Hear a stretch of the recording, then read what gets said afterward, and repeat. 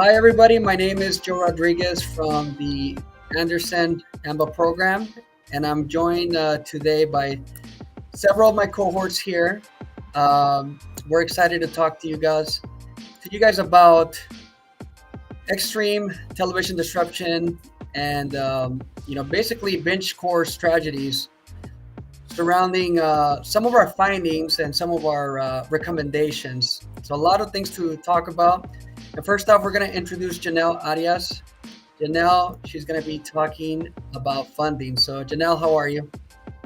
Hi, Joe. Thanks. So I'm really excited to talk about our core strategies. The first one we believe is that the funding strategy should remain the same. The question was, should the CEO of BingeFlix maintain the practice of funding 100% of original show costs of production in exchange for 100% ownership of all rights? And as I said, we believe that we should keep that. Maintaining the practice of funding original production costs allows the studio to have worldwide rights of their show. So customarily, ancillary rights are retained rights by the studio. So having 100% would eliminate this issue. And when considering costs, this policy provides multiple avenues for additional licensing revenues, such as children's programming, Stranger Things is a good example, content with an international appeal. And finally, it reduces the deal negotiation friction. It helps speed up deals. There's no need to negotiate with third-party studios for licensing or sponsorship arrangements that could end up in costly time and money for lawyers and the company. So overall, just maintaining overall control is a strategy that BingeFlix should continue. Now I'm going to turn it to Eleanor Lackman to talk about exclusivity.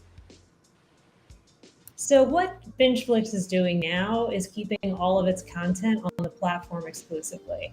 And we think that should change. We should let that content get out there, and we'll tell you why. So we're going to take this approach but modify it a bit. First of all, there are a lot of licensing opportunities out there. We don't have to maintain ownership over everything or control over everything. We can get it licensed out to other places to create new revenue streams. There are different customers who want different things, and we can take advantage of that. Taking this strategy will help us anticipate shifts in the market. Right now, there are a lot of competitors that are exploding and coming and going, and if we can make sure that our content is out there, it can land on whatever platform makes sense.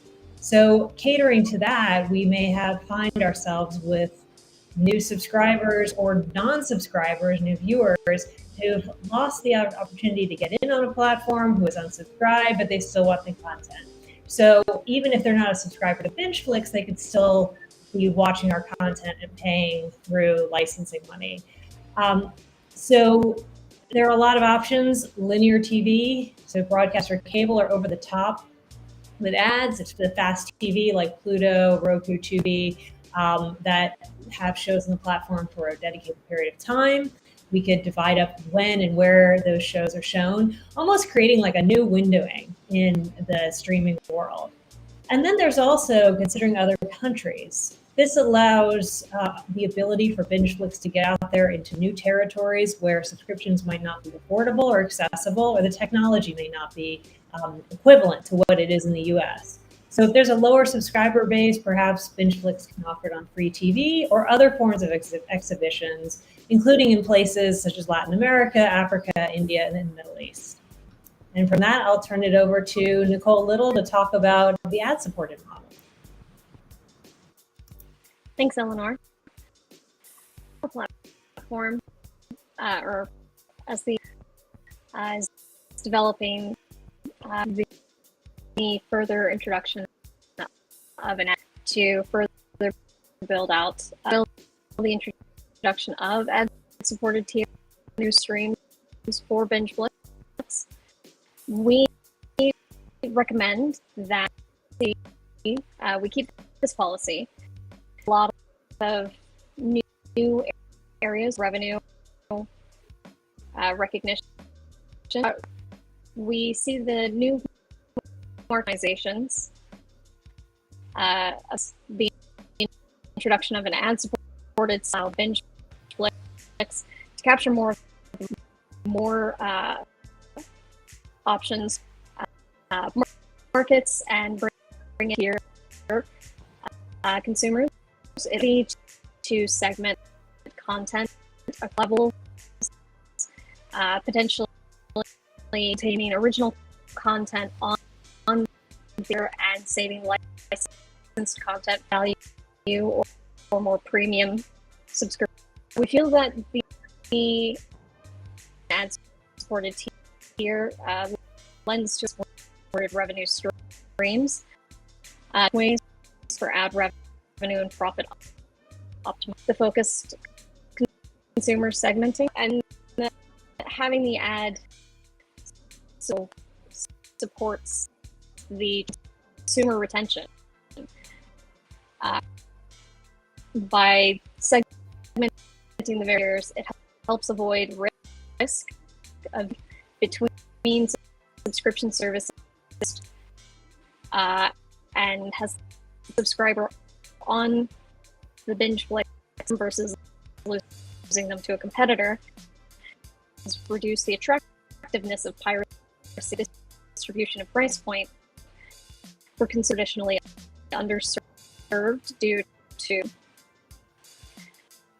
We're going to talk now to Fabiola, going to talk to us about piloting.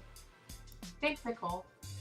In terms of piloting as a core strategy, BingeFlix is currently not piloting and is ordering shows straight to series, focusing on shorter series lifespans of 2 or 3 seasons, as opposed to the traditional series that have the potential to run into long-running franchises. Given that pilots are costly, sometimes costing up to 2 times what a regular episode would cost, we understand why they have bypassed a traditional pilot order of a potential series. But although there are cost savings, there is a huge benefit to piloting shows when faced with the current state of the entertainment market we are currently in. And this is why we highly encourage them to modify their current pilot strategy. Shorter series lifespans are less profitable, therefore finding a hit quickly through pilot content is the best option. Not only does it allow the company to focus on longer seasons, but it also allows them to syndicate shows outside of their platform, creating a great form of perpetual revenue. In addition to increasing season lifespans, we also recommend that BingeFlix expand the length of their series seasons from 8 to 10 episodes per season to 12 to 15 episodes in order for them to compete with the standard broadcast network, as their season lengths are typically between 18 and 22 episodes. And now I'll pass it on to Joe, who will speak to mergers and acquisitions. Thank you so much, Fabiola. So I'm going to be talking about mergers and acquisitions. So the prompt is, should BingeFlix pursue a merger and acquisition strategy to ensure robust revenue streams / valuation of the company?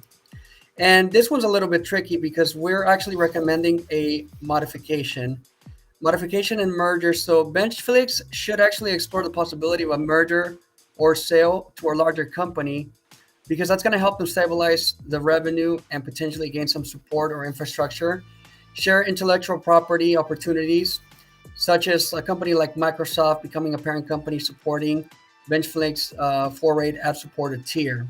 That's a potential merger that we could see happening. But on the acquisition front, we also see BingeFlix potentially acquiring companies to advance their technology, and their main competitor is Apple and Disney. Both of these companies, they're actually out there acquiring technologies, and BingeFlix needs to be strategically placed or thinking about at least acquisitions. They also have been shying away from acquiring companies outside of technologies that optimize their platform, which could put them at a disadvantage against competitors and platforms / services. So it's a very interesting thing that BingeFlix has to consider, right? Whether they do end up getting acquired or they acquire, but the reality is that they need to make moves. That's something that we came away with mergers and acquisition. So now, as we have things ended up wrapping up, we're going to bring in Eleanor to take us all the way home.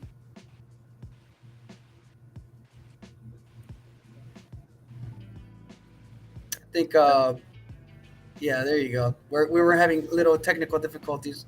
Go So ahead. thanks for our presentation, and we think we can take BingeFlix to the next level with some of these moderate changes. So we want to keep what works, modify what could be better, and scrap what doesn't, so that we can really bring the company into the future.